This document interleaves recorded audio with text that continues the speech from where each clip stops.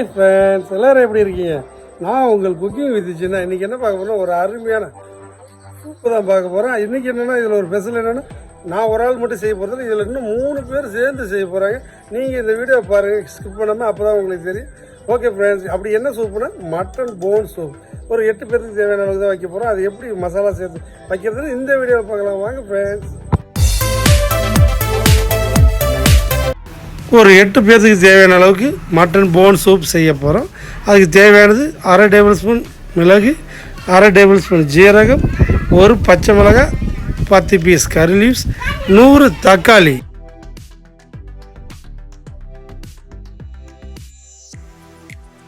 இது எல்லாத்தையும் நம்ம என்ன பண்ணுறோம்னா மிக்சியில் போட்டு நல்லா ஃபைன் பேஸ்ட்டாக அரைச்சிக்கலாம். மண்ணில் போட்டு அதுக்கப்புறம் நம்ம 50 ml ஜிஞ்சர் கார்லிக் பேஸ்ட் அதை அரைச்சி எடுத்து வச்சுருக்கிறோம். அதுக்கப்புறம் நாம் ஒரு 8 பேர்த்துக்கு தேவையான அளவுக்கு போன் ஒரு 1/2 கிலோ மட்டன் போன் எடுத்து வச்சுருக்கோம். அதுக்கப்புறம் வெங்காயம் ஒரு 3 மீடியம் சைஸ் வெங்காயம் நைஸாக கட் பண்ணி, அதில் நைஸாக கட் பண்ண பச்சை மிளகாய் வச்சுருக்கேன். கர்லீவ்ஸ் ஒரு 10 பீஸ் வச்சுருக்கிறோம். அதுக்கப்புறம் பாருங்கள், ஒரு பெரிய ஆள் மசாலா ரெடி பண்ணுறாரு. பூண்டை நசுக்கி கொடுக்க போகிறாரு. அவர் இடிக்கிற இந்த மசாலாவில் தான் நம்ம இன்றைக்கி சூப்பே வைக்கணும்.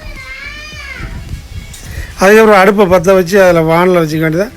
அதுக்கப்புறம் ஒரு 30 ml 50 mlக்குள்ளே நல்லெண்ணெய். ஏன் நல்லெண்ணெய் சேர்க்கணும்னா அதுதான் நல்ல ஒரு சூப்புக்கான டேஸ்ட்டும் ஃப்ளேவரும் நல்லா அருமையாக இருக்கும். அதனால் நல்லெண்ணெய் சேர்த்துக்கலாம். அதில் என்ன பண்ண போகிறோம்னா பட்டை ஒரு 2 பீஸ், கிராம்பு ஒரு 3 பீஸ், ஏலக்காய் 3 பீஸ், அதுக்கப்புறம் சோம்பு ஒரு டேபிள் ஸ்பூன் எல்லாத்தையும் போட்டு ரோஸ்ட் பண்ணிவிட்டு நம்ம வச்சுருக்க பச்சை மிளகாய், ஆனியன், கர்லீவ்ஸ் அதோடு சேர்த்து நல்லா டோஸ்ட் பண்ணிக்கலாம்.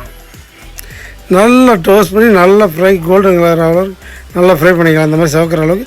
அதுக்கப்புறம் நம்ம வச்சுருக்கிற இஞ்சி பூண்டு பேஸ்ட் அதோடு சேர்த்து நல்லா வணக்கிக்கலாம். இது நல்லா செவக்கிற அளவுக்கு நல்லா வணக்கி எடுத்துக்கலாம். அதுக்கப்புறம் நம்ம வீட்டில் இன்னும் 2 பேர் தான் இன்றைக்கி சூப்போடைய மெத்தடுக்கு அவங்க தான் ஹெல்ப் பண்ண போகிறாங்க. அவங்களும் நம்ம இதோட சேர்த்துக்கலாம். அதுக்கப்புறம் நம்ம போன் அரைச்சி வச்சுருக்க தக்காளி, பச்சை மிளகாய், மிளகு, ஜீரகம் அதெல்லாம் இதோடு நல்லா சேர்த்து நல்லா வணக்கிக்கலாம். ஏன்னா அப்போ தான் ஃப்ளேவரும் நல்ல வாசனையாகவும் இருக்கும். மட்டன் வேகிறதுக்கு டைம் எடுக்கும். அதனால் அந்த மட்டன் போனி இதோடு சேர்த்து நல்லா வணக்கிக்கலாம். அதுக்கப்புறம் ஒரு 1/2 டேபிள் ஸ்பூன் 1 டீஸ்பூன் மஞ்சள்தூள் சேர்த்துக்கலாம். சேர்த்து நல்லா வணக்கி எடுத்துக்கலாம்.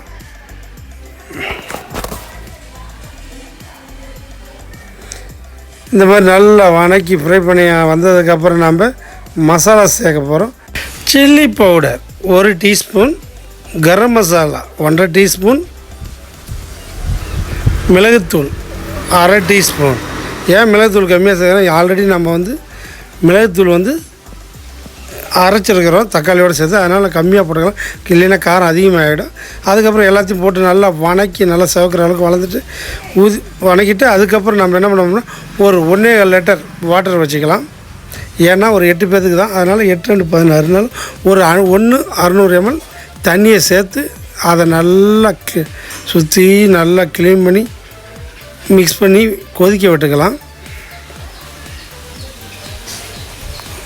நாம் இதுக்கு என்னென்னா மல்லி இலை கடைசியாகவும் போடலாம்.